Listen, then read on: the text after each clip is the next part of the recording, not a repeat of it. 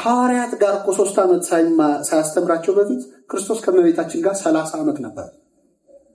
አንድ ቤት ውስጥ አብራው ነበረች። ሌላ ነገር ለምን እናገራለን? ይሄ እኮ ትንሽ ቁጭ ብለን ማሰብ ያለብን ጉዳይ። መቤታችን ለ30 ዓመት ከክርስቶስ ጋር አንድ ቤት ውስጥ ጠዋት ስትነሳ እንዴት አደርሽ ሚላት እሱ፣ ማታ ደህና ደሪ ሚላት ክርስቶስ ነው።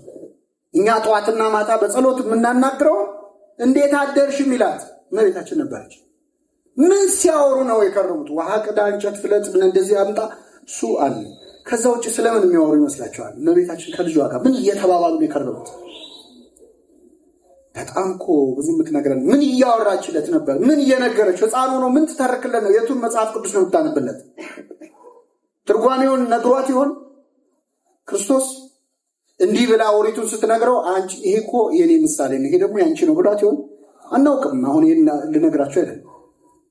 የ30 ዓመት ተማሪው ነች። ከመቤታችን ጋር ነበረ። ከዓለም ጋር ሳይሆን በፊት ከማን ጋር ነበረ?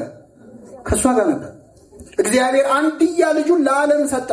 አንድያ ልጁን እስኪሰጥ ዓለሙን እንዲሁ ምን ብሏል? ወዷል። ግን ለዓለም ለእያንዳንዱ ሰው አልሰጠውም። ለዓለም ከመስጠቱ በፊት እግዚአብሔር አብ አንድያ ልጁን የሰጠው ለማን ነው? ለመቤታችን።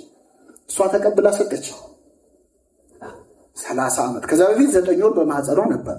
የእሷን ያህል ክርስቶስን የቀረበው የለም።